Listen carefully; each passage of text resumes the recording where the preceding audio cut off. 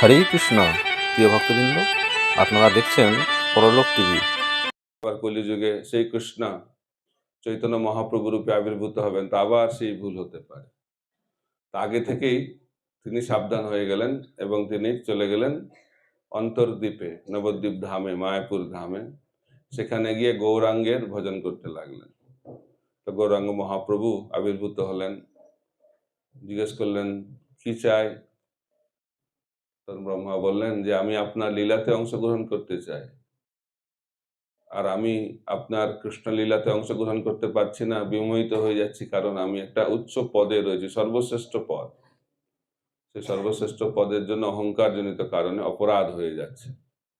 তো আমাকে এমন একটা জন্ম দিন যাতে আমার সেই অহংকার না হয় এবং আপনার লীলাতে আমি অংশগ্রহণ করতে পারি। তো মহাপ্রভু খুব সন্তুষ্ট হলেন, বলেন তোমার ইচ্ছা পূর্ণ হবে, তুমি যবনকুলে জন্মগ্রহণ করবে এবং তোমার নাম হবে হরিদাস, এবং তুমি ভগবানের নাম 3 লক্ষ বার জপ করবে প্রতিদিন, সেই কারণে তোমার নাম হবে নামাচার্য। এইভাবে মহাপ্রভুর কৃপায় ব্রহ্মা হরিদাস ঠাকুর রূপে আবির্ভূত হলেন, নামাচার্য হরিদাস ঠাকুর। 3 লক্ষ নাম জপ করতেন, তার মানে 192 রাউন্ড মোটামুটি একটা। আমরা কত মালা জপ করি? 16 মালা, তাতেই হিমশিম খেয়ে যাচ্ছি নাকি? আর হরিদাস ঠাকুর কত মালা জপ করতেন? 192 মালা।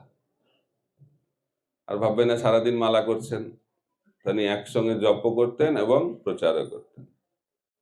কারণ মহাপ্রভু যখন প্রচার শুরু করলেন নবদ্বীপ ধামে, প্রথম কাকে নির্দেশ দিলেন? নিত্যানন্দ প্রভু এবং হরিদাস ঠাকুরকে। শোনো শোনো নিত্যানন্দ, শোনো হরিদাস, সর্বত্র আমার আজ্ঞা করহ প্রকাশ, প্রতি ঘরে ঘরে গিয়া করো এই ভিক্ষা, বল কৃষ্ণ ভজ কৃষ্ণ, কর কৃষ্ণ শিক্ষা। প্রচার করতেন।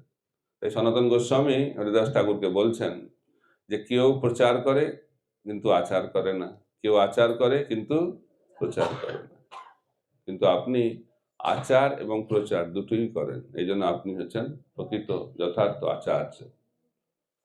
তো সেই হরিদাস ঠাকুর তিনি নবদ্বীপ ধামে গৌরমণ্ডলে মহাপ্রভুর সঙ্গে ছিলেন।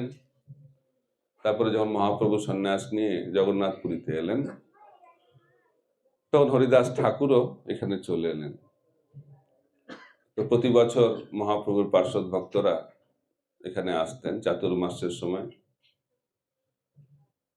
তো হরিদাস ঠাকুর যখন এসেছেন সমস্ত ভক্তদের সঙ্গে, মহাপ্রভু সকলকে স্বাগত জানিয়েছেন, কিন্তু হরিদাসকে দেখতে পাচ্ছে না। হরিদাস কোথায়? জিজ্ঞেস করেছে হরিদাস কোথায়? আমি হরিদাস এখানে আসেনি। তো ভক্তরা কোথায় দেখা করতে এসেছেন মহাপ্রভুর সঙ্গে? ওনার বাসস্থান ছিল হচ্ছে এই সিদ্ধ বকুলের পেছনেই। আমরা সামনে বলতে পারেন, এটা পেছনে ওটা সামনে। তো সেটা যে গম্ভীরা কাশী মিশ্র ভবন, কিন্তু হরিদাস ঠাকুর সেখানে আসেননি। তো মহাপ্রভু সবাইকে থাকার ব্যবস্থা, খাওয়ার ব্যবস্থা করার পরে স্বাগত জানালেন খুব সুন্দরভাবে প্রত্যেকটা ভক্তকে। তারপরে হরিদাস ঠাকুর দণ্ডবত প্রণাম করছেন অনেক দূরে রাস্তার উপরে। তো মহাপ্রভু তাকে আলিঙ্গন করলেন। হরিদাস ঠাকুর বললেন যে আমি তো পতিত, আমার শরীর হচ্ছে অশুদ্ধ, আমাকে স্পর্শ করবেন না। তো মহাপ্রভু বললেন তোমার শরীরের স্পর্শে আমি শুদ্ধ হচ্ছি। তার আগেই মহাপ্রভু কথা বলে নিয়েছেন হরিদাসকে কোথায় রাখবেন। তো কাশী মিশ্রকে বলছেন যে এই যে স্থান আমি যেখানে আছি তার পেছনে একটা বাগান আছে, সেখানে সেই জায়গাটা যদি আমাকে দেয়া হয় তাহলে খুব ভালো হয়। তো কাশী মিশ্র বলছে সবই তো আপনার, জিজ্ঞেস করার কোনো প্রয়োজন নেই, যেটা দরকার আপনি নিতে পারেন। তো এইভাবে কাশী মিশ্রের কাছ থেকে এই বাগানটা নিলেন এবং হরিদাস ঠাকুরকে বললেন যে তুমি এখানেই থাকবে, এই যে স্থানে আমরা বসে আছি। আর যেহেতু হরিদাস ঠাকুর নিজেকে নিম্নকুলে জন্ম বলে, হরিদাস ঠাকুর সবসময় কি বলতেন যে আমি জগন্নাথ মন্দিরে যাব না দর্শন করতে, কারণ আমার সেই যোগ্যতা নেই। তাই মহাপ্রভু এমন ব্যবস্থা করলেন এখান থেকেই জগন্নাথ মন্দিরে নীলচক্র দর্শন হতো। আর সেই চক্র দর্শন আর জগন্নাথ দর্শন অভিন্ন। এখন একটু দেখতে অসুবিধা হয়, বিল্ডিং টিল্ডিং হয়ে গেছে অনেক, কিন্তু সেই সময় হরিদাস ঠাকুর এখান থেকে নীলচক্র দর্শন করতেন। আর চলমান জগন্নাথ চৈতন্য মহাপ্রভু স্বরূপে প্রতিদিন হরিদাস ঠাকুরের সঙ্গে সাক্ষাৎ করতে এখানে আসতেন। আর এই স্থানে রূপ গোস্বামী, সনাতন গোস্বামী, যারা নিজেদেরকে অত্যন্ত নিচ কুলোদ্ভূত নিচ বর্ণের বলে মনে করতেন, ওনারাও জগন্নাথ মন্দিরে প্রবেশ করতেন না। প্রধান আচার্য আমাদের সম্প্রদায়ের 3 আচার্য, রূপ সনাতন এবং হরিদাস ঠাকুর, তাদের কি মনোভাব, অত্যন্ত দৈন্যতা তাদের হৃদয়ে রয়েছে, সেই কারণেই তারা আচার্য হয়েছে। তাই অহংকারের মাধ্যম দিয়ে মহান ভক্ত হওয়া যায় না, দৈন্যতার মাধ্যম দিয়েই মহানতা প্রকাশিত হয়। তাই হরিদাস ঠাকুর হচ্ছে নামাচার্য। নামাচার্য পদটি হচ্ছে মহাপ্রভুর সংকীর্তন আন্দোলনের সর্বশ্রেষ্ঠ পদ। আর এই জড়জগতে সর্বশ্রেষ্ঠ পদ কি? ব্রহ্মা। তাই ব্রহ্মা বুঝতে পেরেছিলেন যে এই জাগতিক পদ থাকলে আধ্যাত্মিক পদ পাওয়া যায় না, বুদ্ধিমান। এই জন্য ব্রহ্মা তার সর্বশ্রেষ্ঠ জাগতিক পদকে পরিত্যাগ করলেন এবং তার প্রতিদান স্বরূপ চৈতন্য মহাপ্রভু হরিদাস ঠাকুরকে আধ্যাত্মিক জগতের সর্বশ্রেষ্ঠ পদ, সংকীর্তন আন্দোলনের সর্বশ্রেষ্ঠ পদ, নামাচার্য পদ প্রদান করলেন। তো সেই হরিদাস ঠাকুর কে দর্শন দেওয়ার জন্য চৈতন্য মহাপ্রভু প্রতিদিন এখানে আসতেন। এই বকুল বৃক্ষ কিভাবে প্রকটিত হলো, এটাও একটা অত্যন্ত অদ্ভুত একটি লীলা। চৈতন্য মহাপ্রভু জগন্নাথের টুথব্রাশ পেয়েছেন, বকুল বৃক্ষ থেকে এই টুথব্রাশ ভগবানকে দেওয়া হয়েছে। তো পূজারী দিয়েছেন মহাপ্রভুকে, তো মহাপ্রভু খুব আনন্দ সহকারে এসেছেন হরিদাস ঠাকুরের এই স্থানে, প্রতিদিনই আসতেন। তো সেদিন এসে সেই টুথব্রাশকে তিনি রোপণ করেছেন মাটিতে এবং তার ফলে এখানে একটা সুন্দর বকুল বৃক্ষ প্রকটিত হয়েছে। তো সেই বকুল বৃক্ষের তলায় হরিদাস ঠাকুর নাম ভজন করতেন। ভবিষ্যতে তারপরে কি হয়েছে, হরিদাস ঠাকুরের অপ্রকটের পরে তো রাজার যারা লোক তারা এসেছেন গাছ খুঁজছে, কোথায় ভালো গাছ আছে যে গাছ দিয়ে রথের চাকা তৈরি করা যায়। তো সেই হরিদাস ঠাকুরের অনুগামী শিষ্য, তার নাম হচ্ছে জগন্নাথ, তাই না, জগন্নাথ দাস। তো ওনার কাছে এসে বলছে আমাদের এই বৃক্ষটা লাগবে। বোঝানোর চেষ্টা করেছে, না না, এটা হচ্ছে চৈতন্য মহাপ্রভুর দ্বারা প্রকটিত বৃক্ষ, এখানে হরিদাস ঠাকুর নাম ভজন করতেন, কিন্তু রাজার লোকেরা কিছুতেই শুনবে না, এটাই চায়, এটাই চায়, কি করবে?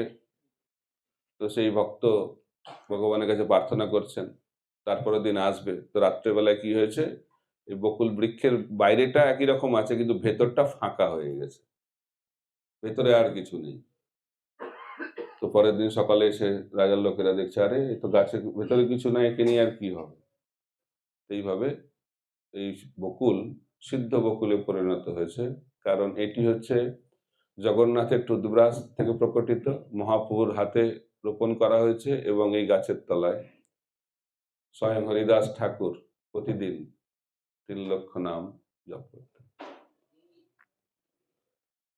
আপনারা জানেন কিভাবে মহাপ্রভু জগন্নাথের সামনে নৃত্য কীর্তন করতেন রথযাত্রার সময়।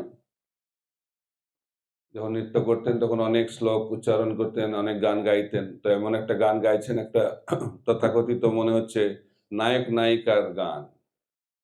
আগে আমরা মিলিত হতাম, এখন আবার মিলিত হয়েছি, কিন্তু আগের যে মিলনের আনন্দ, সেই মিলনের আনন্দ এখন আমি পাচ্ছি না। এই ধরনের গান সুন্দরভাবে মহাপ্রভু গাইছেন। তো সবাই ভাবছে যে এই আবার কি ধরনের গান, নাম বুঝতে, এই গানের অর্থ বুঝতে পারছে না। এই গানের অর্থ একমাত্র স্বরূপ দামোদর বুঝতে পারে। তো রূপ গোস্বামী একবার এসেছেন রথের সময়, তিনি যখন এই গান শুনেছেন, তিনিও সেই গানের অর্থ বুঝতে পেরেছেন এবং এখানে সেই গানের সুন্দর একটি শ্লোক, সেই গানের অর্থের একটি শ্লোক রূপ গোস্বামী এখানে লিখেছেন। আর লিখে তিনি যে কুটিরে থাকতেন, সেই কুটিরের কি বলে, ছাদ বলবো নাকি, চাল, চাল, সেই চালের মধ্যে গুজে রেখেছে। তো সমুদ্রে স্নান করতে গেছেন, সেই সময় মহাপ্রভু এসে উপস্থিত হয়েছেন। তো মহাপ্রভু সেখান থেকে ওই সেই সুন্দর রূপ গোস্বামীর হাতের লেখা সেই শ্লোক দেখে অবাক হয়ে গেছে। আরে, রূপ আমার মনের কথা কি করে জানলো? তো রূপ এসেছে, তো রূপকে হাতে করে একটা চাঁটি মেরেছে, আরে তুমি আমার মনের কথা কি করে জানলে? তো স্বরূপ দামোদরকে গিয়ে জিজ্ঞেস করেছে মহাপ্রভু, আরে রূপ আমার মনের কথা কি করে জানলো? তখন স্বরূপ দামোদর বলছে, নিশ্চয়ই আপনি ওনাকে কৃপা করেছেন, সেই জন্যই আপনার মনের কথা জানতে পেরে গেছে। তো কি মনের কথা? এই শ্লোকের, এই গানের অর্থ হচ্ছে যে শ্রীমতী রাধা রানী বলছেন এই শ্লোক, যে আমরা কুরুক্ষেত্রে যখন মিলিত হয়েছে কৃষ্ণের সঙ্গে অনেক অনেক বছর পরে, তো রাধারানী বলছেন, আগে আমরা মিলিত হতাম বৃন্দাবনে যমুনার তটে, কিন্তু এখন আমরা মিলিত হয়েছি, কিন্তু সেই আনন্দ আমি পাচ্ছি না। কেন? কারণ সেই বৃন্দাবন নেই, যমুনা নেই। তো সেই আনন্দ পাওয়ার জন্য আমাদেরকে আবার সেই বৃন্দাবনে চলে যেতে হবে। সেই ভাব নিয়ে রাধারানী রথের দড়ি টানছিলেন, কুরুক্ষেত্র থেকে নিয়ে যাবেন কোথায়? বৃন্দাবন। তো সেই মনোভাব মহাপ্রভু প্রকট করছেন, কারণ যেহেতু মহাপ্রভু রাধারানীর ভাব নিয়ে আবির্ভূত হয়েছেন, সেই ভাব তিনি জগন্নাথের কাছে প্রকট করেছেন। কারণ জগন্নাথ হচ্ছেন কৃষ্ণ আর চৈতন্য মহাপ্রভু হচ্ছেন রাধারানীর ভাব নিয়ে নৃত্য করছেন। তো সেই মনের ভাব, অন্তরঙ্গ ভাব রূপ গোস্বামী বুঝতে পেরেছেন। তো মহাপ্রভু খুব আনন্দ পেয়েছেন এবং অনেক আশীর্বাদ দিয়েছেন হরিদাস ঠাকুরকে, অনেক আশীর্বাদ করেছেন এবং স্বরূপ দামোদরকে বলেছেন যে রূপ গোস্বামীকে আরো ভক্তি শিক্ষা প্রদান করেন। তিনি সেই রূপ গোস্বামী আমাদের প্রধান আচার্যে পরিণত হয়েছেন। তো সেই লীলা এখানে হয়েছিল। আবার রূপ গোস্বামী একটা শ্লোক লিখেছেন, সেই শ্লোকে নামের মাহাত্ম্য, তুণ্ডে তাণ্ডবিনী একটা শ্লোক, অপূর্ব শ্লোক, যেখানে নামের মহিমা প্রকটিত হয়েছে। সেই শ্লোক এখানে রচিত হয়েছে। আর সেই শ্লোক করে মহাপ্রভু এত আনন্দিত হয়েছেন, হরিদাস ঠাকুর অবাক হয়ে গেছে। এত নামের মহিমা তিনি শুনেছেন, কিন্তু এই ধরনের নামের মহিমা এই জগতে কেউ প্রকাশ করতে পারে? তো রূপ গোস্বামীর এই শ্লোক এখানেই রচিত হয়েছিল। আর এই স্থানে মহাপ্রভু নিয়মিতভাবে আসতেন। তো একদিন মহাপ্রভু এসেছেন, এসে জিজ্ঞেস করছেন হরিদাসকে, হরিদাস কেমন আছো? হরিদাস বলছেন, স্বাস্থ্যটা ভালো আছে, শরীরটা ভালো আছে, কিন্তু মন বুদ্ধিটা ভালো নেই। বলছে, কি হয়েছে তোমার? অসুস্থতাটা কি? বলছে, আমার অসুস্থতা হচ্ছে আমার নাম যে করি সে সংখ্যাপূর্বক নাম আমি করতে পারছি না, এটা হচ্ছে আমার রোগ। এর মাধ্যম দিয়ে হরিদাস ঠাকুর আমাদেরকে শিক্ষা দিচ্ছেন, আমাদের সব থেকে বড় সমস্যা হচ্ছে, রোগ হচ্ছে শরীরের রোগ নয়, মনের রোগ। সে মনের রোগটি হচ্ছে আমরা ভগবানের নাম ঠিক মতো ভাবে করছি না। হরিদাস ঠাকুরকে মহাপ্রভু বললেন যে, তুমি তো অনেক জপ করেছো, সিদ্ধি লাভ করেছো, তোমার আর অত জপ করতে হবে না। এটা যদি আমাদেরকে বলতো, মনে হয় আমরা খুব আনন্দ পেতাম। কিন্তু মহাপ্রভু হরিদাস ঠাকুরকে বলছেন, এত নাম করার কি দরকার আছে? সেইভাবে যখন মহাপ্রভুর সঙ্গে কথোপকথন হচ্ছে, তখন হরিদাস ঠাকুর বলছেন, আমার একটা ইচ্ছে হৃদয়ে আসছে। হরিদাস ঠাকুর বললেন, আমি বুঝতে পারছি অল্প দিনের মধ্যেই আপনি আপনার লীলা সংবরণ করবেন। মহাপ্রভুকে বলছেন হরিদাস ঠাকুর, আর সেটা আমি দেখতে চাই না। তো সেই কারণে আপনি এই জগৎ থেকে অপ্রকট হওয়ার আগে আমি চলে যেতে চাই। আর কিভাবে যেতে চাই? আপনার শ্রীচরণকে আমার হৃদয়ে ধারণ করে, আপনার মুখমণ্ডলকে দর্শন করতে করতে এবং আপনার নাম নিতে নিতে আমি শরীর ছাড়তে চাই। এটা হচ্ছে আমার ইচ্ছা। তো মহাপ্রভু বলছেন যে, আমার যত কিছু আনন্দ, আমার যা কিছু তোমাকে নিয়ে, আর তুমি চলে গেলে তো আমার আর কিচ্ছু থাকবে না। তো হরিদাস ঠাকুর বলছে, একটা কীট পতঙ্গ মরে গেলে এই পৃথিবীর কি আর অসুবিধা আছে? কত মহান মহান ভক্ত রয়েছে, আমি তো একটা কীট পতঙ্গের মতো। এই মনোভাব নিয়ে হরিদাস ঠাকুর যখন ওনার ইচ্ছাকে ব্যক্ত করেছেন, তো মহাপ্রভু বলছে, ঠিক আছে, কৃষ্ণ তোমার ইচ্ছা পূর্ণ করবে। তো মহাপ্রভু পরের দিন সকালবেলায় জগন্নাথ দর্শন করার পরে এসেছেন এখানে, সমস্ত পার্শ্বদ ভক্তদেরকে নিয়ে এসেছেন। আর এখানে উদ্দণ্ড কীর্তন নৃত্য হচ্ছে, বক্রেশ্বর পণ্ডিত তিনি নৃত্য করছেন, স্বরূপ দামোদর তিনি কীর্তন করছেন। তো খুব সুন্দরভাবে মহাপ্রভু তার পার্শ্বদেরকে নিয়ে নৃত্য কীর্তন করছেন। তো হরিদাস ঠাকুর সমস্ত বৈষ্ণবদেরকে প্রণাম করেছেন, তাদের চরণধূলি মাথায় নিয়েছেন। তারপরে হরিদাস ঠাকুর মহাপ্রভুকে নিজের কাছে বসিয়েছেন, বসিয়ে তার শ্রীচরণটাকে হৃদয়ে নিয়ে এসছেন এবং মুখমণ্ডল, মহাপ্রভুর অপূর্ব মুখমণ্ডল দর্শন করছেন এবং মহাপ্রভুর নাম শ্রীকৃষ্ণ চৈতন্য, শ্রীকৃষ্ণ চৈতন্য, শ্রীকৃষ্ণ চৈতন্য বলতে বলতে হরিদাস ঠাকুর তার দেহকে ত্যাগ করেছেন। তারপরে মহাপ্রভু সেই হরিদাস ঠাকুরের অপ্রাকৃত শরীরকে কোলে করে এখানে নৃত্য কীর্তন করছেন, পুরো ভুলেই গেছেন যে কি হচ্ছে। তো মহাপ্রভুর মুখ্য পার্ষদ স্বরূপ দামোদর বলছেন, মহাপ্রভু অন্যান্য কার্য এখন সমাপ্ত করতে হবে, ওনাকে নিয়ে যেতে হবে শেষকৃত্য। তারপরে হরিদাস ঠাকুরকে নিয়ে যাওয়া হয়েছে, সমুদ্রে স্নান করানো হয়েছে। আর সমুদ্রে স্নান করানোর পরে মহাপ্রভু বললেন, আজ থেকে এই সমুদ্র মহাতীর্থে পরিণত হল। তারপরে হরিদাস ঠাকুরের সমাধি, সমাধিতে মহাপ্রভু স্বয়ং বালি প্রদান করলেন। সমাধি কার্য সমাপ্ত হলো। তারপরে মহাপ্রভু নিজের হাতে ভিক্ষা করলেন, স্বর্গদ্বারে এসে, আনন্দবাজারে এসে প্রসাদ বৈষ্ণব সেবা দেওয়ার জন্য। তারপরে স্বরূপ দামোদর প্রভু মহাপ্রভুকে পাঠিয়ে দিলেন, নিজে সমস্ত প্রসাদ এবং অন্যান্য ভক্তরা প্রসাদ সবাই আয়োজন করলেন, সমস্ত বৈষ্ণবদেরকে প্রসাদ পরিবেশন করা হলো। তারপরে মহাপ্রভু ঘোষণা করলেন, হরিদাস ঠাকুরের এই যে নির্যান, এই হরিদাস ঠাকুরের এই তিরোভাব উৎসবে যারা যেভাবে হোক যোগদান করেছে, তারা অবশ্যই কৃষ্ণ কৃপা লাভ করবে। তো হরিদাস ঠাকুর হচ্ছেন একজন মহান আচার্য, প্রধান আচার্য, নামের আচার্য। তার এই ভজনস্থলী, এখানে আমরা হরিদাস ঠাকুরের কাছে প্রার্থনা করব, ওনার যে বিনম্রতা এবং নামের প্রতি যে নিষ্ঠা, তার যদি এক ছিটে ফোঁটাও আমাদের হয়, তাহলে আমাদের জীবনটা সার্থক হয়ে যাবে। তো হরিদাস ঠাকুর নিয়ে তো আমরা অনেক কিছু বলতে পারি।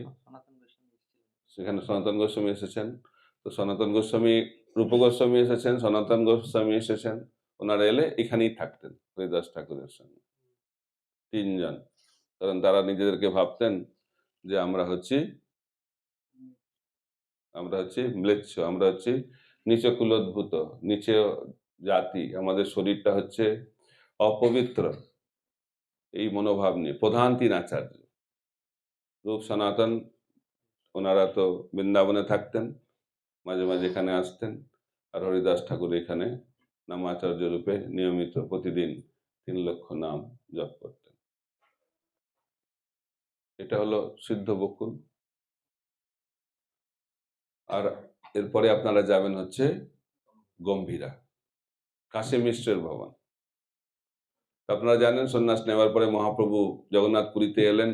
জগন্নাথ প্রথম দর্শন করে অচেতন হয়ে পড়ে গেলেন, সার্বভৌম ভট্টাচার্য ওনাকে নিজের ঘরে রাখলেন। তারপরে মহাপ্রভু দক্ষিণ ভারত ভ্রমণে চলে গেলেন।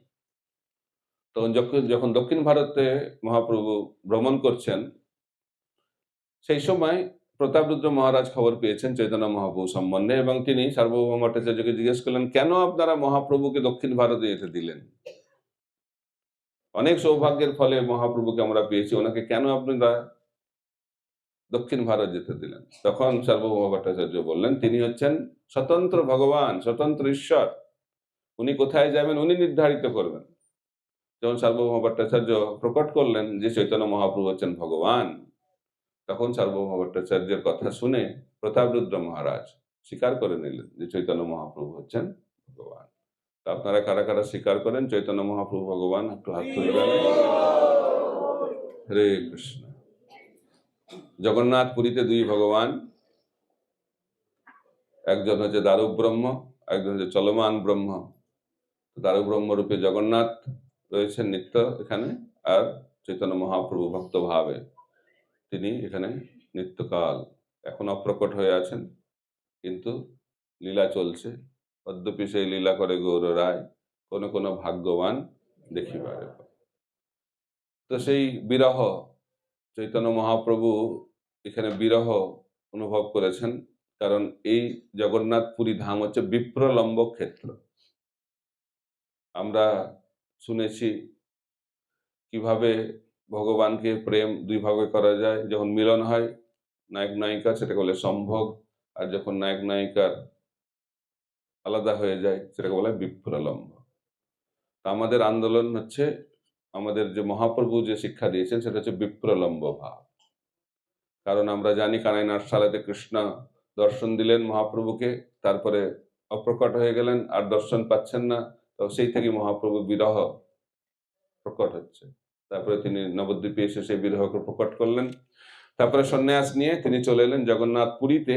যদিও তিনি বাহ্যিকভাবে দেখালেন মায়ের ইচ্ছায় তিনি এখানে এসেছেন, কিন্তু তার অন্তরঙ্গ ইচ্ছা ছিল যে এখানেই উনি থাকবেন, কারণ এটি হচ্ছে বিপ্রলম্ব ক্ষেত্র। কারণ জগন্নাথ হচ্ছেন কৃষ্ণ, যিনি রাধারানীর বিরহ অনুভব করছেন, সেটা হচ্ছে জগন্নাথ। আর যখন কৃষ্ণ রাধারানীর ভাব নিয়ে যখন কৃষ্ণের বিরহ অনুভব করেন, তিনি হচ্ছেন চৈতন্য মহাপ্রভু। তো দুই বিরহ বিগ্রহ পরম ব্রহ্মের এই জগন্নাথ পুরীতে রয়েছে। তো মহাপ্রভু যখন এইভাবে মহাপ্রভু সম্বন্ধে বললেন সার্বভৌম ভট্টাচার্য, তারপরে তিনি রাজাকে বললেন যে চৈতন্য মহাপ্রভু ফিরে আসবেন কিছুদিনের মধ্যে, তো উনি ওনার জন্য একটা থাকার জায়গা লাগবে। আর থাকার যে জায়গাটি হবে সেটি মন্দিরের খুব কাছাকাছি হবে, কিন্তু একই সঙ্গে সেটা একটু একান্ত পরিবেশ, শান্ত পরিবেশ থাকবে। তখন তৎক্ষণাৎ প্রতাপরুদ্র মহারাজ বললেন কাশীমিশ্বর ভবন হচ্ছে সব থেকে উপযুক্ত জায়গা। সেটি জগন্নাথ মন্দিরের খুব কাছে, কিন্তু একান্ত পরিবেশ। তো সেই স্থানে মহাপ্রভু এসে দক্ষিণ ভারত থেকে ফিরে এসে কাশীমিশ্বর ভবনে থাকতে শুরু করলেন। মহাপ্রভু খুব সন্তুষ্ট হলেন সেই স্থানটি দেখে, এবং সেখানে তিনি থাকতেন। এবং এই গম্ভীরাকে আবার বলা হয় রাধাকান্ত মন্দির, কারণ রাধাকান্ত বিগ্রহ রাজা নিয়ে এসেছিলেন। তো যখন একটু ভোগ লাগাতে হতো, তখন জগন্নাথ ভোগটা ঠিকমতো পাচ্ছিল না। তখন জগন্নাথ স্বপ্নাদেশ করলেন রাজাকে, এই রাধাকান্তকে সরিয়ে দাও এখান থেকে, কারণ আমি ঠিকমতো খেতে পাচ্ছি না। তো সেই কারণে ভগবানের নির্দেশে, স্বপ্নাদেশে, তো রাজা এই বিগ্রহকে দিয়ে দিলেন কাশী মিশ্রকে, এবং কাশী মিশ্র সেই বিগ্রহকে সেখানে রাখলেন ওনার গৃহে। সেই জন্য সেটাকে বলা হয় রাধাকান্ত মঠ। আর কাশী মিশ্রের যেহেতু বাড়ি, সেই জন্য সেটাকে বলা হচ্ছে কাশী মিশ্র ভবন। আর যেহেতু মহাপ্রভু সেখানে অত্যন্ত অন্তরঙ্গ ভাবকে প্রকট করেছেন, গম্ভীর ভাবকে প্রকট করেছেন, সেই জন্য সেই স্থানটির নাম হচ্ছে গম্ভীরা। তো মনে হয় আমাদের গৌড়ীয় বৈষ্ণবদের জন্য সর্বশ্রেষ্ঠ স্থান গম্ভীরা। ওইখানে মহাপ্রভু থাকতেন, এখানে হরিদাস ঠাকুর থাকতেন। ভক্ত এখানে, ভগবান ওখানে। সেখানে তো অনেক লীলা হয়েছে। তো মহাপ্রভু আপনারা জানেন কিভাবে যখন এখানে থাকতেন প্রতিদিন যেতেন টোটা গোপীনাথ। একটু কানেকশন করে দিই দুটো, টোটা গোপীনাথটা বলে ফেলি। টোটা গোপীনাথ হচ্ছে কোথায়, হচ্ছে এখান থেকে কিছুটা দূরে। তো আপনারা শেষে যাবেন ওখানে আজকে। তো টোটা গোপীনাথে থাকতেন গদাধর পণ্ডিত, সিদ্ধ বকুলে হরিদাস ঠাকুর, গম্ভীরাতে চৈতন্য মহাপ্রভু, আর টোটা গোপীনাথে গদাধর পণ্ডিত। আপনারা জানেন গদাধর পণ্ডিত হচ্ছেন শ্রীমতী রাধারানীর প্রকাশ, তাই না? তো অনেকে প্রশ্ন করে রাধারানী গদাধর পণ্ডিত রূপে কেন এলেন? বলা হচ্ছে রাধারানী ভাবছিলেন কৃষ্ণ লীলাতে প্রতিদিন কৃষ্ণ গোচারণে যায়, আর রাধারানীর খুব দুঃখ হয়, সারাদিন উনি কৃষ্ণকে দর্শন করতে পারেন না। তিনি ভাবতে লাগলেন আমি কৃষ্ণের সঙ্গে থাকতে পারি না, তার কারণটা কি? আমি এই স্ত্রী শরীরে, নারী শরীরে রয়েছে। আর আমি যদি পুরুষ শরীরে থাকতে পারতাম, তাহলে সারাদিন সবসময় আমি কৃষ্ণের সঙ্গে থাকতে পারতাম। এই মনে ইচ্ছা হয়েছে কার? শ্রীমতী রাধারানীর মনে ইচ্ছা হয়েছে। কৃষ্ণ জানতে পেরেছেন রাধারানীর ইচ্ছা। তো কৃষ্ণ ভাবলেন এই ইচ্ছা তো আমি এই লীলাতে পূর্ণ করতে পারবো না। এই ইচ্ছা কোথায়, কখন পূর্ণ করব? যখন আমি চৈতন্য মহাপ্রভু রূপে আবির্ভূত হব, তখন রাধারানীর এই ইচ্ছা আমি পূর্ণ করব। তো যখন কৃষ্ণ চৈতন্য মহাপ্রভু রূপে আবির্ভূত হলেন, তো রাধারানী গদাধর পণ্ডিত রূপে আবির্ভূত হলেন। আর যে রাধারানী কৃষ্ণের সঙ্গে মিলিত হতে পারতেন না সামাজিক কারণে এবং অন্যান্য কারণে, সেই রাধারানী যখন গদাধর পণ্ডিত রূপে এলেন, আপনারা জানেন কিভাবে সচিমাতা বললেন গদাধরকে, এই গদাধর সবসময় তুমি নিমায়ের সঙ্গে থাকবে। কারণ যখন চৈতন্য মহাপ্রভু কৃষ্ণ বিরহ অনুভব করছেন, কোথায় কৃষ্ণ কোথায় কৃষ্ণ, তখন গদাধর পণ্ডিত বলছেন কৃষ্ণ তো তোমার হৃদয়েই রয়েছে। তোর মহাপ্রভু হৃদয়টাকে চিরতে চেষ্টা করছে। সেটা দেখে গদাধর পণ্ডিত হচ্ছে, বাবা একটা সমস্যার সমাধান করতে আর একটা সমস্যা এসে গেল। তখন বলছে অত চিন্তা করতে কেন, কৃষ্ণ এসে যাবে, কিছুক্ষণের মধ্যে এসে যাবে। যখন এইভাবে গদাধর পণ্ডিত বলেছেন, তো মহাপ্রভু শান্ত হয়ে গেছে, নিমাই পণ্ডিত শান্ত হয়ে গেছে। সেটা সচিমাতা দর্শন করেছে, ভাবছি বাহ, গদাধর তো খুব এক্সপার্ট দেখছি, আমি যেটা করতে পারি না সেটা গদাধর করছে। এবং গদাধরকে বলছে যেখানেই নিমাই থাকবে তুমি সবসময় ওর সঙ্গে থাকবে। তো এই জন্য আমরা দেখতে পাচ্ছি যে চৈতন্য মহাপ্রভু লীলাতে গদাধর পণ্ডিত সবসময় মহাপ্রভুর সঙ্গে ছিলেন। তো এখানে যখন জগন্নাথ পুরীতে চৈতন্য মহাপ্রভু থাকতেন, তিনি গম্ভীরাতে থাকতেন এবং গদাধর পণ্ডিত থাকতেন টোটা গোপীনাথে। তো একসঙ্গে কেন থাকতেন না? কারণ মহাপ্রভু রাধারানীর ভাবকে অনুভব করতে চেয়েছিলেন। আর যদি গদাধর সঙ্গে থাকে তাহলে সেই ভাবটা হবে নাকি? ভাবে একটা অসুবিধা হবে। এই জন্য গদাধরকে একটু দূরে রেখেছে, দূরে থাকুন। কিন্তু প্রতিদিন তিনি যেতেন গদাধর পণ্ডিতের কাছে এবং গিয়ে ভাগবত শুনতেন। নিত্যম ভাগবত সেবায় মহাপ্রভু স্বয়ং নিজের জীবনে অভ্যাস করেছেন, দেখিয়েছেন সবাইকে। ছিল প্রভুপাদও আমাদের ইস্কনে নিত্যম ভাগবত সেবায়। নিত্যম মানে কি? প্রতিদিন, কমপক্ষে প্রতিদিন। অনেকে বলে নিয়মিতভাবে শ্রবণ করা উচিত। নিয়মিত মানে? অনেকে বলে আমি নিয়মিত যাই মন্দিরে, কবে? প্রতি জন্মাষ্টমীতে যাই, নিয়মিত। অনেকে বলে আমি প্রতি একাদশীতে যাই, অনেকে বলে প্রতি রোববার যাই। তো এইভাবে প্রতিদিন মানে এই নিয়মিত মানে এগুলো নয়, নিয়মিত মানে প্রতিদিন। তো মহাপ্রভু প্রতিদিন যেতেন আর গদাধর পণ্ডিতের মুখ থেকে ভাগবত শুনতেন। কোথায়? টোটা গোপীনাথ মন্দিরে। তো শুনতেন, কতক্ষণ শুনতেন? 3 ঘন্টা। 3 ঘন্টা। রঘুনাথ দাস গোস্বামী যখন রাধাকুণ্ডে চৈতন্য মহাপ্রভু লীলা বলতেন, ভক্তরা কতক্ষণ শুনতেন? 3 ঘন্টা। ছিল প্রভুপাদ যখন আমেরিকায় নিউ ইয়র্ক শহরে টমস্কিন স্কোয়ার পার্কে গাছের তলায় হরিনাম করতেন, কতক্ষণ করতেন? 3 ঘন্টা। 3 ঘন্টাটা একটা ম্যাজিক ফিগার, বুঝা যাচ্ছে? 3 ঘন্টা মনে থাকবে? এই জন্য ছিল প্রভুপাদ 2 ঘন্টা জপ আর 1 ঘন্টা ভাগবত শ্রবণের ব্যবস্থা ইস্কনে করেছেন, 3 ঘন্টা। কিন্তু সমস্যা হচ্ছে ওই 3 ঘন্টাতেই আমাদের সবসময় একটা আলস্য, সবকিছু ভালো করি আমরা, এই ব্রত সেই ব্রত, একদম ব্রততে একদম আমরা খুব সুন্দরভাবে ব্রত করি, কিন্তু আসল যে ব্রতটা ওটা আর হচ্ছে না। সব থেকে মহান ব্রত হচ্ছে নিয়মিত ভাবে একাগ্র চিত্তে কমপক্ষে 16 মালা জপ, যেটা 2 ঘন্টার মতো লাগে, আর 1 ঘন্টা নিয়মিত ভাবে ভাগবত শ্রবণ। এটা হচ্ছে সব থেকে মহান ব্রত। ঠিক আছে? আর আমি কালকে বলছিলাম যে আমরা উপবাস করি, কিন্তু সব থেকে বড় উপবাস হচ্ছে বৈষ্ণব নিন্দা থেকে, পরনিন্দা পরচর্চা থেকে উপবাসটা হচ্ছে সর্বশ্রেষ্ঠ উপবাস। আমরা সবকিছু ছাড়তে পারছি, কিন্তু এটা ছাড়া যাচ্ছে না। আর উপবাসের সময় এটা আবার বেশি হয়ে যাচ্ছে মনে হচ্ছে। কার্তিক ব্রত চলছে আর এদিকে বৈষ্ণব নিন্দাও চলছে, তাহলে তো কোনো লাভ হবে না। বৈষ্ণব নিন্দা থেকে উপবাস করাটা খুব ভালো। তো আপনারা কালকে শুনেছেন নিশ্চয়ই, আমি ওখানেও বলছিলাম সমুদ্রের ধারে। তো আপনারা কি এটা অভ্যাস করার চেষ্টা করছেন? হরি বল মানে হ্যাঁ না না? ঠিক আছে, হরে কৃষ্ণ। তো মহাপ্রভু প্রতিদিন 3 ঘন্টা শ্রবণ করতেন টোটা গোপীনাথে শ্রীমদ ভাগবত। কি শুনতেন? ধ্রুব চরিত্র এবং প্রহ্লাদ চরিত্র শুনতেন। কে বলতেন? রাধারানী। আর কে শুনতেন? কৃষ্ণ। কিন্তু তারা তাদের লীলা আস্বাদন করতেন না। কার লীলা? ধ্রুব মহারাজ, প্রহ্লাদ মহারাজ। এই জন্য আমাদেরকে ভাগবত শুনতে হবে এই সমস্ত বিষয়ের উপর। আর রাত্রিবেলায় চৈতন্য মহাপ্রভু অন্তরঙ্গ লীলা শ্রবণ করতেন, কার সঙ্গে? গম্ভীরাতে। দিনের বেলায় গদাধর পণ্ডিতের মুখ থেকে ধ্রুব চরিত্র, প্রহ্লাদ চরিত্র, আর রাত্রিবেলায় গম্ভীরাতে কার কাছ থেকে শুনতেন? স্বরূপ দামোদর গোস্বামী আর রায় রামানন্দ, ললিতা এবং বিশাখা।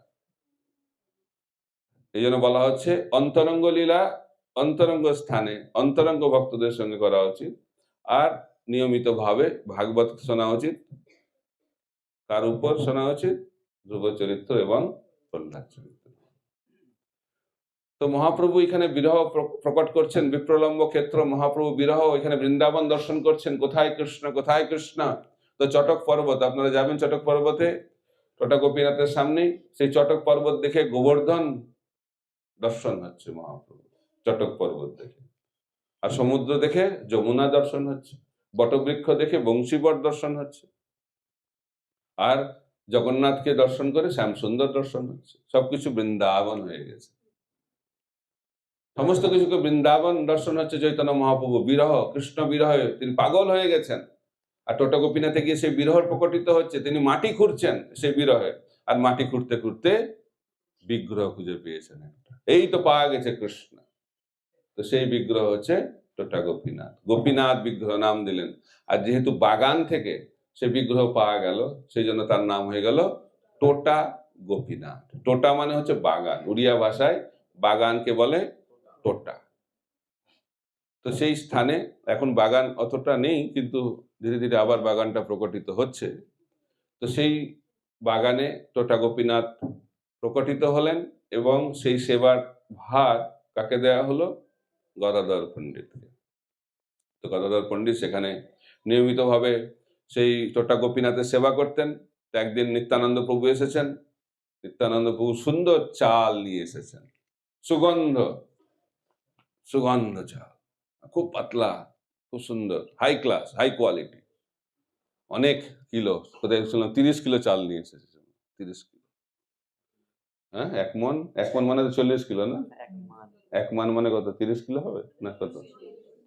মন মানে 40 কিলো, 5-7 কিলো। কালকে একটা জায়গায় বললাম 30 কিলো, জানি না কত কিলো, কিন্তু অনেকগুলো, অনেক কিলো জল নিয়ে এসেছেন ধামা। যাই হোক, 5-7 কিলোই হবে, ওটা প্র্যাকটিক্যাল মনে হচ্ছে, 5-7 কিলো। ঠিক আছে, তো যত কিলোই হোক নিয়ে এসেছেন চালটা। তো চাল দিয়েছেন এবং মালাও নিয়ে এসেছেন সুন্দর গোপীনাথের জন্য, গদাধর পণ্ডিতকে দিয়েছেন। তো গদাধর পণ্ডিত রান্না করছে, সেই চালের সুগন্ধ, এত সুন্দর সুগন্ধ, এবং তার সঙ্গে সঙ্গে শাক যেখানে পাওয়া যায় ওখানে পাশে, ওখান থেকে শাক তুলে রান্না হয়েছে, আর তেঁতুল পাতার চাটনি। তাহলে কি কি রান্না হয়েছে, আইটেম কি কি? ফিস্টে রাইস, তার সঙ্গে সঙ্গে শাক, আর তার সঙ্গে সঙ্গে তেঁতুল পাতার চাটনি। আর এত সুন্দর টেস্ট হয়েছে, আর এত সুগন্ধ। তো গদাধর পণ্ডিত বলছেন যে এটা কোথা থেকে এই চাল আনা হয়েছে? বৈকুণ্ঠের চাল মনে হচ্ছে, বৈকুণ্ঠের চাল, এত সুগন্ধ। তাই ভালো চালের লক্ষণটা কি? সুগন্ধ। ভালো জিনিস মানে সুগন্ধ, আর খারাপ জিনিস মানে দুর্গন্ধ। শুদ্ধ মানে সুগন্ধ, আর অশুদ্ধ মানে দুর্গন্ধ। তা আমাদের চেতনাটা কিরম হওয়া উচিত? শুদ্ধ। আর শুদ্ধ চেতনার লক্ষণটা কি? সুগন্ধ বেরোবে, অর্থাৎ আচার আচরণটা একটু সুন্দর হবে। এটা হচ্ছে ভক্তের লক্ষণ। তো সুগন্ধ বেরোচ্ছে। পুতানা রাক্ষসীর শরীরটা যখন পোড়ানো হলো, সুগন্ধ বেরোচ্ছে। শরীরকে যদি পোড়ানো হয়, মৃত শরীরকে, সুগন্ধ বেরোয় না দুর্গন্ধ? দুর্গন্ধ। পুতানার শরীর থেকে কি বেরোচ্ছে? সুগন্ধ। কেন বেরোচ্ছে? কেন? যেহেতু কৃষ্ণের স্পর্শে শরীরটা পবিত্র হয়ে গেছে। তা আমাদের শরীরটা কিভাবে পবিত্র হবে? কৃষ্ণের স্পর্শ যখন পাবে। আমাদের মন কিভাবে পবিত্র হবে? যখন কৃষ্ণের স্পর্শ পাবে। তা আমাদের শরীর মন কিভাবে কৃষ্ণের স্পর্শ পাবে? হরিনামের মাধ্যম দিয়ে, কৃষ্ণ কথা শ্রবণের মাধ্যম দিয়ে। তাহলে আমাদের শরীর মন সব পবিত্র হয়ে যাবে। তাই মনুষ্য জীবনের উদ্দেশ্য হচ্ছে আমাদের পবিত্র করা, আমাদের জীবনটাকে, অস্তিত্বটাকে পবিত্র করা। আর সেই পবিত্রতা কৃষ্ণের সংযোগের মাধ্যম দিয়ে, কৃষ্ণের স্পর্শের মাধ্যম দিয়ে আমরা লাভ করতে পারি। তো যাই হোক, সেই সময় যখন এরকম চলছে, খাওয়া দাওয়ার মতো ব্যবস্থা চলছে, মহাপ্রভু এসে দরজায় ঠক ঠক করছে। বলছে, গদাধর আমি কেন বাদ পড়ে গেলাম, আমাকে কেন আমন্ত্রণ করা হচ্ছে না? তো লজ্জা পেয়েছে ওরা, মহাপ্রভু এসে গেছেন। তারপরে বলছে আমরা তিনজনে একসঙ্গে খাবো, যা প্রসাদ হচ্ছে 3 ভাগে ভাগ করো। তো মহাপ্রভু মধ্যখানে বসেছেন, একদিকে গদাধর, একদিকে নিত্যানন্দ। সেই যখন স্বাদ আস্বাদন করছেন, মহাপ্রভু বলছে এ তো সাধারণ নয় মনে হচ্ছে, এ তো হচ্ছে বৈকুণ্ঠে লক্ষ্মী দেবী যে রান্না হয়েছে মনে হয়। এ গদাধর, তোমার যে স্বরূপ তুমি লুকিয়ে রাখছো কেন গদাধর? তো মহাপ্রভু এইভাবে ছলনা সহকারে বোঝাচ্ছেন যে গদাধর পণ্ডিত হচ্ছেন স্বয়ং রাধারানী। তার হাতের রান্নাটা কি খারাপ হবে নাকি ভালো হবে? আপনারা জানেন রাধারানী রান্না করেন? কেমন রান্না করেন? তো বলা হচ্ছে রাধারানীর রান্না এত সুন্দর, আর বলা হচ্ছে রাধারানী অনাদিকাল ধরে কৃষ্ণের জন্য রান্না করছেন, কিন্তু একটা আইটেমও নাকি এখন পর্যন্ত রিপিট হয়নি। এটা যে কি করে সম্ভব এখনো আমি বুঝতে পারি না, কারণ এটা বোঝা সম্ভব নয়। এটা হচ্ছে অচিন্ত শক্তি। এই জন্য এতদিন ধরে খাচ্ছে। সাধারণত যখন কেউ একজন রান্না করে কিছুদিন পরে বোরিং লাগে না, অন্য জায়গায় গিয়ে খেতে ইচ্ছা হয়। কিন্তু কৃষ্ণের মধ্যে কি সেই ইচ্ছা হচ্ছে? না না, অনেকদিন ধরে রান্না করছে, একটু চেঞ্জ করে নিলে ভালো হয়। এরকম হচ্ছে না কেন? কারণ সেই রান্নায় বৈচিত্র্য রয়েছে, কোনো পুনরাবৃত্তি নেই। এক আইটেম বারবার হচ্ছে না। একই আইটেম যদি করেন তাহলে ভালো লাগবে কারো খেতে? এই জন্য যারা রান্না করে ঘরে বা আমাদের মন্দিরে, যারা এই সমস্ত জিনিস পরিচালনা করে, নতুন নতুন আইটেম খাওয়ানো একটা বিরাট বড় চ্যালেঞ্জ। কিন্তু রাধারানীর কাছে এটা কোনো ব্যাপার নয়। রাধারানী অনাদিকাল ধরে কৃষ্ণ ভগবানকে বিভিন্ন বিভিন্ন আইটেম খাওয়াচ্ছেন। সেই রাধারানী এখন গদাধর পণ্ডিত রূপে রান্না করেছেন, যদিও সাধারণ মেনু, তাই না? মেনুটা খুব সিম্পল। এই মেনু আমাদেরকে দিলে আমরা খুব আনন্দ পাবো? একদম আনন্দ পাবো না। কিছুই নেই, এই আবার কি ধরনের? রাইস, একটু বনে জঙ্গলের শাক আর তেঁতুল পাতার চাটনি, বাস, এটাই ফিস্ট। এরা যদি ফিস্ট দেওয়া হয় মায়াপুরে, কি হবে? অবস্থা খারাপ হবে। কিন্তু সেই স্বাদ, অপূর্ব সেই স্বাদ, কারণ এটা চালটা নিয়ে এসেছে নিত্যানন্দ প্রভু। ভাবা যায়? নিত্যানন্দ প্রভু চাল নিয়ে এসেছে, রান্না করেছে গদাধর পণ্ডিত, ভোগ লাগানো হয়েছে গোপীনাথকে, আর খাচ্ছে কারা? চৈতন্য মহাপ্রভু। এই একটা অপূর্ব সেই লীলা টোটা গোপীনাথে হয়েছিল। আর টোটা গোপীনাথে তিনি কেন বসে আছেন সেটা বলতে চাই না আমি, কারণ এটা নিয়ে অনেক লীলা বলে। এই লীলাটা কেন, কিভাবে হয়েছিল, কেন তিনি বসে আছেন, সেটা অনেক মতভেদ রয়েছে, সেটা আপনারা পড়ে নেবেন। কিন্তু এখানে এই বিগ্রহ, টোটা গোপীনাথ বিগ্রহতে গোপীনাথ বসে আছেন। আর আরেকটা জিনিস, যে চৈতন্য মহাপ্রভু অপ্রকট হয়েছেন, বলা হচ্ছে জগন্নাথ মন্দিরে অপ্রকট হয়েছেন, সমুদ্রের জলে অপ্রকট হয়েছেন, আবার বলা হচ্ছে টোটা গোপীনাথের শরীরে প্রবেশ করে অপ্রকট হয়ে গেছেন। তাই টোটা গোপীনাথ মন্দিরে চৈতন্য মহাপ্রভুর অপ্রকট লীলা, এবং গদাধর পণ্ডিত টোটা গোপীনাথে অপ্রকট হয়েছেন। তো যখন মহাপ্রভু অপ্রকট হয়ে গেছেন, সেই বিরহ সহ্য করতে পারছেন না গদাধর পণ্ডিত। তো শ্রীনিবাস আচার্য তিনি ভাবলেন যে তিনি গদাধর পণ্ডিতের কাছ থেকে ভাগবত শ্রবণ করবেন, ভাগবত শিক্ষা লাভ করবেন। তিনি এখানে এসে পৌঁছলেন, কিন্তু মহাপ্রভুর বিরহে গদাধর কিছু বলতেই পারছেন না, কথাই বলতেই পারছেন, খালি কান্না করছে কান্না করছে, আর কান্নার জলে ভাগবতের যে অক্ষর সব ধুয়ে গেছে। বলছে, তা আমি তো কিছু করতে পারছি না, যদি তুমি শিখতে চাও তো চলে যাও শ্রীখণ্ডে, নরহরি সরকার ঠাকুরের কাছ থেকে একটা ভাগবতম নিয়ে আসো, ভাগবতম নিয়ে আসো, তাহলে আমি তোমাকে শিক্ষা দেব। তো শ্রীনিবাস আচার্য গেছে, আবার যখন ভাগবত নিয়ে আসবেন এখানে পৌঁছেছেন, তখন তিনি জানতে পেরেছেন গদাধর পণ্ডিত অপ্রকট হয়ে গেছে। এইভাবে বিরহ ক্ষেত্র, মহাপ্রভু এখানে অপ্রকট হলেন, মহাপ্রভু এখানে কৃষ্ণ বিরহ আস্বাদন করলেন, সমস্ত কিছু অপ্রকট লীলা সব জগন্নাথ পুরীতে হয়েছে। গদাধর পণ্ডিত এখানে অপ্রকট হলেন, মহাপ্রভু এখানে অপ্রকট হলেন, হরিদাস ঠাকুর অপ্রকট হলেন। 3টে জায়গার কথা আমি বললাম, 3টে জায়গাতেই অপ্রকট হচ্ছে সবকিছু। বিরহের চরম পরাকাষ্ঠা শ্রীক্ষেত্র ধাম।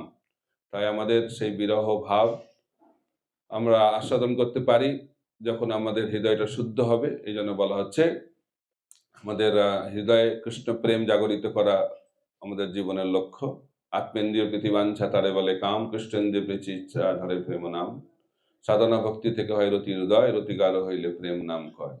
তাই আমাদেরকে এনাদের জীবন থেকে শিক্ষা লাভ করে আমাদের সাধনা ভক্তি ঠিকভাবে করতে হবে। যদি আমরা ঠিকভাবে সাধনা করি, অপরাধ শূন্য হয়ে, তাহলে হরিদাস ঠাকুর ছিল শ্রীমন মহাপ্রভু, গদাধর পণ্ডিত এবং মহাপ্রভুর পার্শ্বদ ভক্তবৃন্দের কৃপাতে আমরাও একদিন কৃষ্ণ প্রেমকে আস্বাদন করার চরম সৌভাগ্য লাভ করতে পারি।